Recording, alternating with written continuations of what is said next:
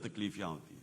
सबसे पहले हमने अब फैसला किया कौन सी सोसाइटीज लीगल है, और वो कुछ 30-40 अब तक तो हमने देखा है, एलडीए में भी चेक कर रहे हैं, वो सीडीए में भी कर रहे हैं, पेशावर में भी करवा रहे हैं, जिधर हमारी हुकूमतें हैं। अब जो लीगल हैं वो कम हैं, जो इलीगल हैं वो ज्यादा हैं। इलीगल का प्रॉब्लम ये होता है कि वो रेगुलेटेड नहीं होती और कई जगह फ्रॉड होता है, जमीन दिखा देती है, जमीन होती नहीं है, पैसे लेके बाहर भाग जाते हैं, जिस तरह बड़े फ्रॉड्स हुए हैं। और इसके अंदर क्योंकि ताकतवर लोग होते हैं, इसमें पॉलिटिशियंस इन्वॉल्व हो जाते हैं, उनकी पुश्त पैसे दे देते हैं लोगों को, तो होता क्या है कि वो बेचारा आम लोग मारे जाते हैं। तो सबसे पहले अब कोशिश हो रही है पाकिस्तान में, हमारी ये जो हमारी हुकूमतें हैं, कि पता चलवाया जाए कि लीगल कौन सी हैं, कौन सी इलीगल है, उनको रेगुलराइज करना है, किसको करना है, और कौन सी ऐसी हैं जिनको हमने बिल्कुल इजाजत नहीं देनी। तो एक तो पहले ये एक्सरसाइज हो रही है, और इंशाअल्लाह मैंने उनको टाइम सेट दिया हुआ कि 1 महीने के अंदर मुझे अब पूरी तरह पिक्चर चाहिए, और उसके बाद फिर हमने एक्शन मैट्रिक्स बनाना है। क्योंकि इसके अंदर क्योंकि पैसा ज्यादा है, बदकिस्मती से सबको पैसे खिला देते हैं, हर गवर्नमेंट डिपार्टमेंट को पैसे दे देते हैं, उससे वो गवर्नमेंट डिपार्टमेंट कुछ कहती नहीं है, इलीगल कनेक्शन दे देते हैं, असल में लोग बेचारे मार खाते हैं। तो एक तो ये एक्सरसाइज हो रही है। दूसरी चीज कंस्ट्रक्शन की अब मैं आपको बात करता हूं। ये पहली दफा पाकिस्तान की तारीख में कंस्ट्रक्शन सेक्टर को गवर्नमेंट ने उठाया, और इसकी जितनी भी रुकावटें इनके सामने आती थी वो हमने दूर की हैं। हमने इनके लिए टैक्स ब्रेक्स दिए हैं, हमने इनके लिए आसानियां पैदा की हैं, वन विंडो ऑपरेशन की कोशिश कर रहे हैं।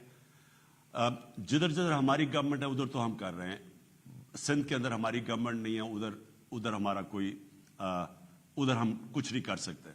लेकिन एलडीए में, सीडीए में, पेशावर के अंदर और हर जिधर, और फिर कंस्ट्रक्शन के लिए जो इंसेंटिव्स देने हैं, हमारा नया पाकिस्तान हाउसिंग का जो पूरा अथॉरिटी बनी हुई है, हर किस्म की कोशिश कर रहे हैं कि जो आप कंस्ट्रक्शन करना चाहे उसके लिए रुकावटें कम से कम हो। हम इसको इंफॉर्मेशन टेक्नोलॉजी की तरफ चले गए हैं, हमने अब पोर्टल्स बना दिए हैं, कंप्लेंट सेल्स बना दिए हैं कि जिधर भी किसी को प्रॉब्लम हो वो वहाँ करें।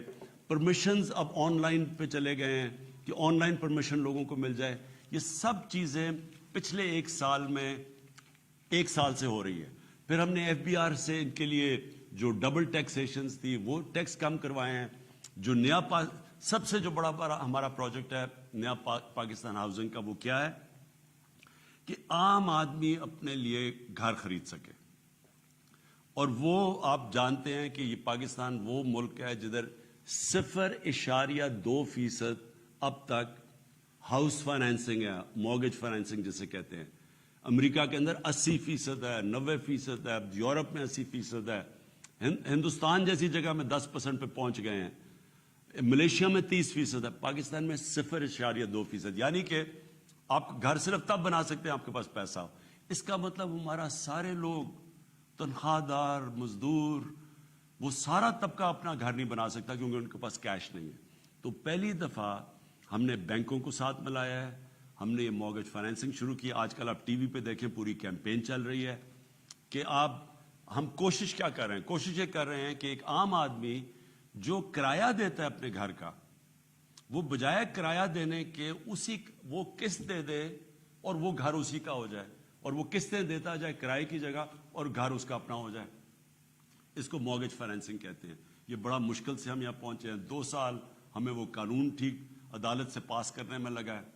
अब ये शुरू हो गया और ये आजकल एडवर्टाइज हो रहा है। ये हमारा सबसे बड़ा प्रोग्राम है, और इससे हमारी कोशिश ये है कि एक तो सबसे बड़ी चीज कि एक वो आदमी जिसके पास कैश नहीं उसको घर मिल जाए। इसके लिए गवर्नमेंट उनको इंसेंटिव्स दे रही है, हम सब्सिडाइज कर रहे हैं। पहले 1 लाख घर के ऊपर 3 लाख रुपया गवर्नमेंट दे रही है सब्सिडी। यानी कि मसलन अगर 20 लाख का घर है, बनना है, 20 लाख का कर्जा लिया तो 3 लाख गवर्नमेंट दे रही है ताकि 17 लाख हो जाए। और 17 लाख जब हो जाएगा तो इसका मतलब जो किस्तें हैं वो कम हो जाएंगी। भी आदत नहीं है इसकी क्योंकि बैंकों ने कभी किया नहीं है, लोगों को मुश्किल पड़ रही है।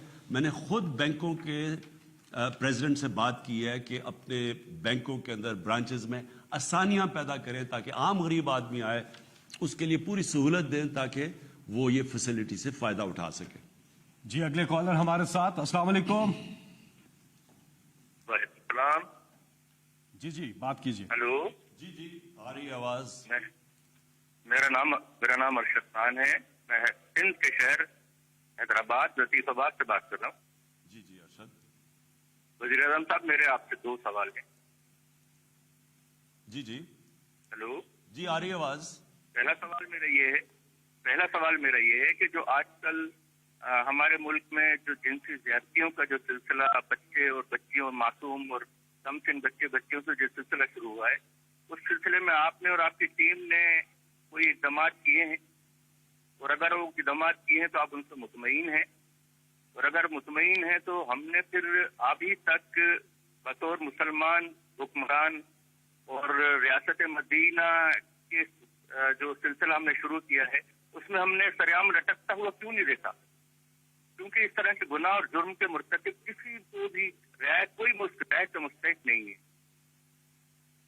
ارشد یہ آپ نے وہ بات کی ہے جو مجھے ایک چند ان چیزوں میں سے جو بہت تکلیف دیتی ہے. دیکھیں اس وقت جو بچوں کے خلاف کرائم ہے اور جو خواتین کے جو ریپ ہے اس وقت، یہ جو اخباروں میں رپورٹ ہوتی ہے یہ بہت یعنی 1% بھی نہیں ہے. یہ معاشرے کے اندر بہت تیزی سے پھیل چکی ہے. چیز تھی تو ہمیشہ، کبھی اس کی لوگ شرم آتی تھی، کوئی ذکر ہی نہیں کرتا تھا. اب زیادہ اس کی بات ہو جاتی ہے.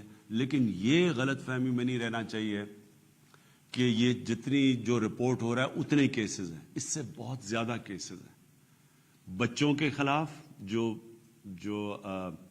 یہ بدکاری ہے، اور دوسرا ریپ ہے. اور میں اس کے لیے پھر سے ایک چیز کہنا چاہتا ہوں، جس طرح کرپشن صرف قانون بنانے سے نہیں ختم ہوتی، اس طرح یہ بھی ہم نے قانون تو بڑا سخت بنایا ہے. ریپ آرڈیننس جو ہم لے کے آئے ہیں بڑا سخت ہے آرڈیننس بچوں کے لیے. بچوں کے خلاف بھی جو بدکاری اور جو ریپ ہے تو بہت سخت. لیکن یہ اکیلا نہیں مقابلہ کرے گا، اس میں پورا معاشرہ مل کے لڑے گا. دیکھیں کئی جنگیں معاشرہ جیتتی ہے. قانون میں آپ بنا لیں، اگر لوگ اس کے اوپر کوئی عمل ہی نہ کرے، کتنے لوگوں کو آپ پکڑ لیں گے؟ معاشرے نے فیصلہ کرنا ہے کہ یہ معاشرے کی تباہی ہے. اور اس کی وجوہات ہے، میں اب آپ کو بتاتا ہوں.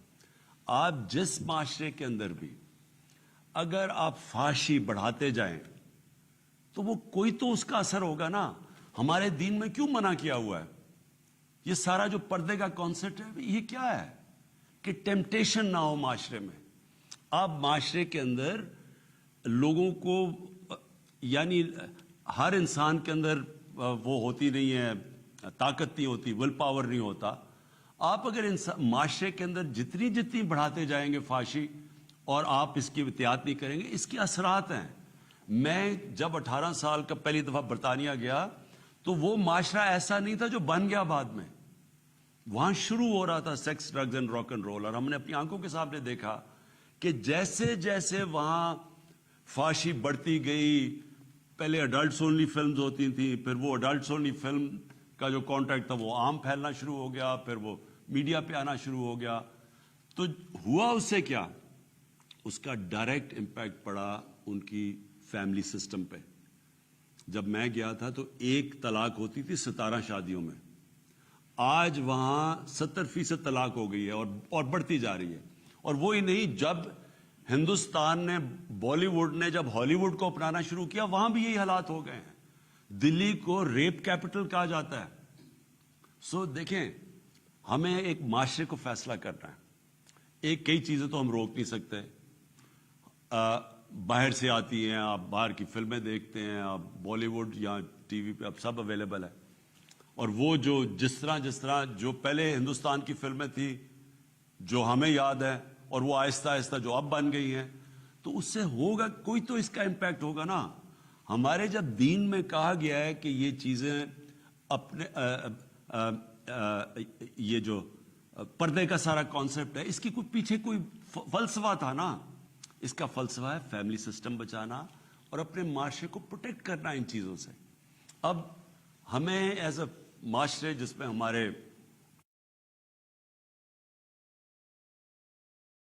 فلم میکرز ہیں، جس میں ہمارے ٹی وی کے اوپر لوگ بیٹھے ہیں، اور سب سے بڑا ڈیمیج موبائل فون اس وقت کر رہا ہے بچوں کو، ان بچوں کو وہ مٹیریل اب اویلیبل ہے موبائل فون پہ جو انسانی تاریخ میں نہیں تھا. سو اس کے لیے ہمیں سارے ایک ہولسٹک اپروچ